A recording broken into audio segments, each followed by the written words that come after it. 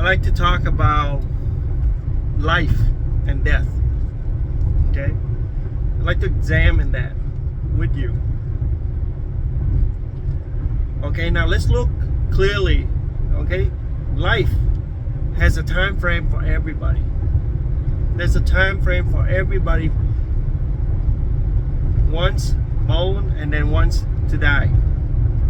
Some people might, die in between but came back. Okay, their time is not up, but there's a certain time frame where they are done on this earth. Okay, whether you got killed in this lifetime early because of a car accident, or fell off a cliff, or jump off an airplane parachuting, or get shot by accident by some gangster, or maybe accident by something. In any case, there's a time frame for everybody. Okay, it's like a clock. Okay, there's a clock set for a starting time and an end time. Somebody's setting that up. Okay, if evolution is true, okay, and evolution if life came from spontaneous from nothing into life and evolve into us here today, then life should be more resilient than that. Meaning there should be no end time. Meaning you should live forever. What's harder? You have to look at it this way. Is it easier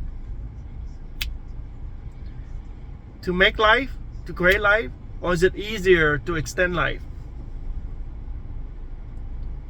1,000 times harder to create life. 1,000,000 times harder to create life. It should be easier to extend life. Once life is come into existence, then it should be easy to extend life than create life. Okay? So if evolution could create life from nothing, then evolution should have no problem extending life, because it gives you a time frame. It should be able to give you a longer time frame than whatever it wants to. Okay? And we can see that there's a time frame for everybody. Everybody. You should beg the questions. Number one, who has the ability to create life? The zero, the nothing has the ability to create life out of nothing?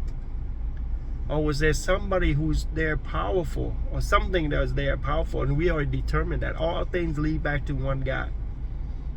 It cannot be more than one God, because it's more than one God, meaning there's many gods, and many gods has been created, and it has been if you look at infinite regressions, every regression has to start from zero, and we know from zero cannot create anything. Meaning infinite regression is not true. It cannot be true.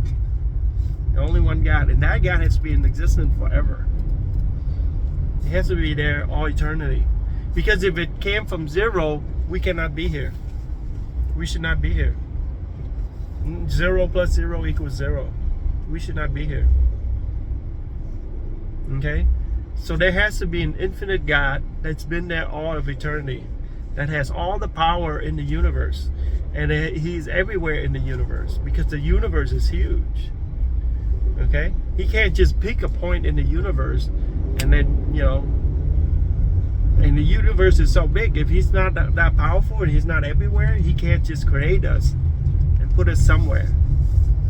He has to own the whole entire universe, and the universe is infinitely it's endless. It's all eternal, and it's endless. It has to be endless, and I can't even fathom that. It's just blows my mind. Even God to exist, and how God able to create us, the universe like that we are today. I can't even fathom that. But here we are. Beg the questions. It begged the questions. You have to think about that. Okay? And because of that, you have to question if you your background is in Buddhism, that Buddhism has to answer that questions, and they cannot answer the questions without proving it. They have to have proof, factual proof, historical proof, eyewitness testimony proof. Meaning somebody's there, had to seen it, watch it, observe it. That power, that supernatural power over the natural world we are in. Okay, Christianity, God has that. Christianity, God, who was Jesus Christ 2,000 years ago, demonstrate the supernatural power, and that is called in the Shroud of Turin, S-H-R-O-U-D of Turin. I talk about this in every video. That video shows that his supernatural power over life and death. On a photo negative 2,000 years ago, unheard of. No, back then all they have is candle. They'd be lucky if they had candle. They have candle, I'm sure. But back then, it's just not readily available as much as today. So my point is, photo negative, unheard of. What is that? 2,000 years ago? They don't know. But this was captured inside a linen cloth of his body, showing his supernatural power over life and death. He was resurrecting when he was coming out of the cloth, the linen cloth. And there's a supernatural power. The light was so enormous, left an imprint on that cloth of all the images of his entire mission on that cloth. 2,000 years ago, unheard of.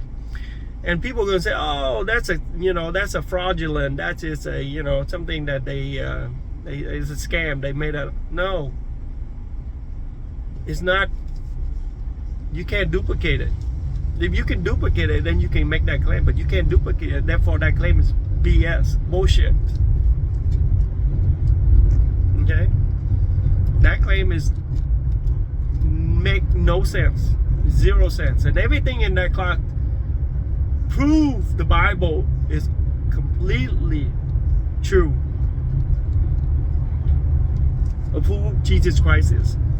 Okay, so we have a God. We do. We have a supernatural God that demonstrates all the power that required to has possession over this universe. Yeah, his name is Jesus Christ. Okay, so I recommend look that up. And look with an open mind, open heart. And then you can see it. Okay? Look for the truth. Okay? There are going to be plenty of lies about it. Okay? But look for the truth, because the truth is, presented to you correctly. Okay? There are going to be people that's going to twist it and lie about it. Okay? So, but you should hear both sides. And then you have to think about it. 2,000-year-old photo negative. And correctly proving the Bible is true. Everything that the Bible said that was on the cloth, demonstrating what Jesus did, all was in there. Right before his death, resurrection. Amazing. Amazing. Okay? Okay, so let's go back talking about, life cannot come from nothing. It cannot. There's no reason. It has no purpose. Okay? We desire to know what's the purpose. We want to know.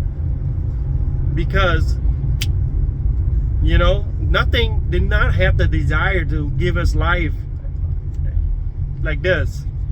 And then just watch us all die for nothing.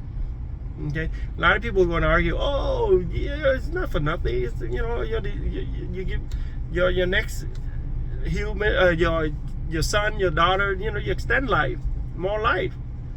Now what about, I'm talking about your life. I'm talking about the meaning and purpose of your life. because you are just like an echo away from extinction and forever gone. Okay? Right now, I'm just an echo right now. And one day I'm going to be gone. That's it. Or I'm like a little worm on earth, just crawling. A lot of people, you don't even want a worm. Okay. Well, I'm just a worm with noise. Okay? Just like everyone here on earth. We're just a worm with noise. People are going to argue, no, we're not just a worm with noise. Well, when you die, nobody's going to remember you. I'll give you an example. Do you remember who's your great grandfather's name is?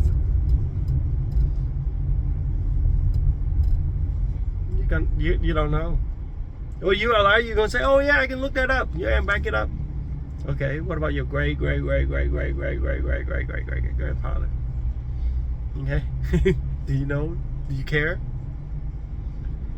Who is he married to? How many kids he had? What's the lineage like? Okay?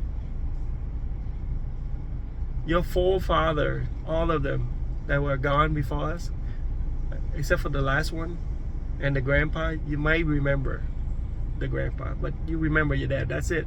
Beyond that, you just kind of put it in the back burner. You don't remember and you don't care.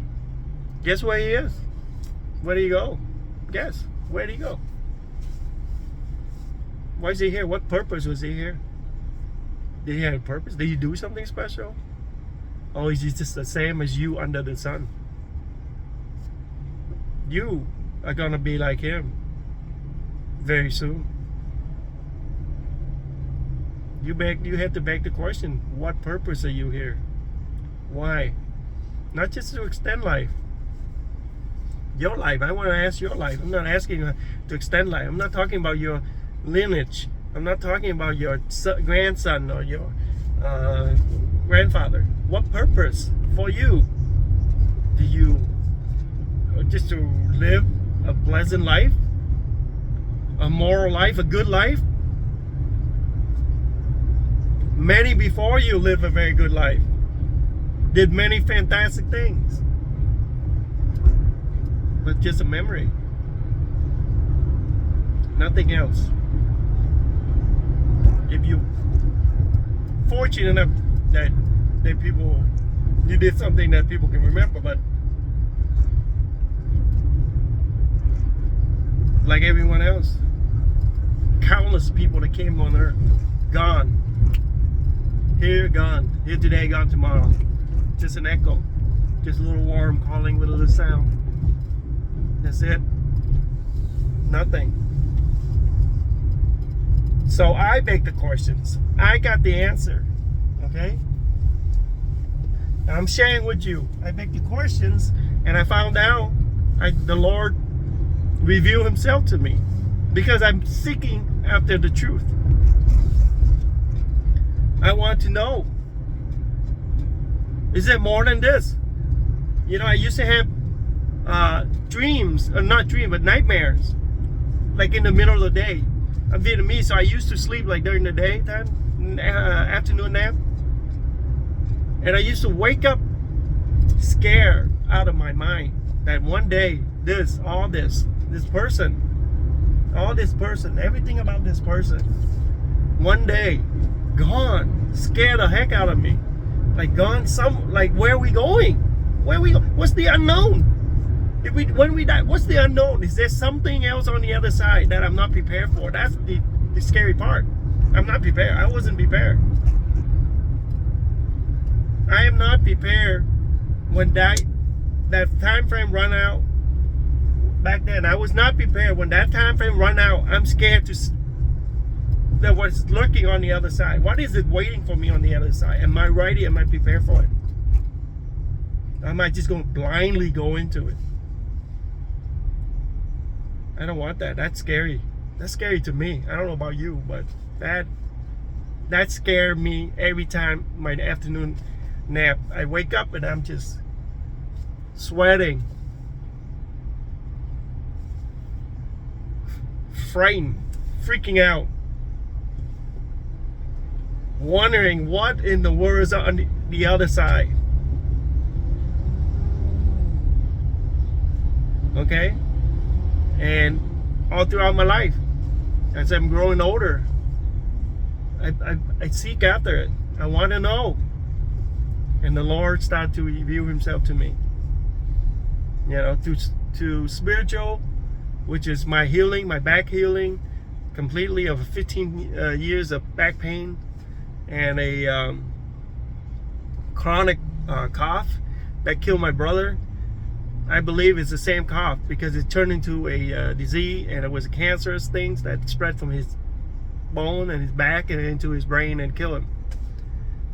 And this is with my uncle too. So I think it's a, you know, my uncle died of cancer too. So it's something similar to that, but he died, and that scares me. You know, I didn't want that death. So when I had that cough, I was worried that it's going to turn into something like that. So then the Lord started to reveal himself to me through those experiences. The Lord started to reveal himself to me through his word. It was his word that brought me to the truth. He healed me completely in my back. He healed me completely in my cough. Well, actually, my cough returned, healed completely, and then returned 2 years later. And then it stuck around for a little longer than I wanted to, 4 months. And then I got rid of it through the words again, and then it came back about a couple years later and stick around for a month. Okay, gone. And then it's gone. Now it's gone. Now it's gone.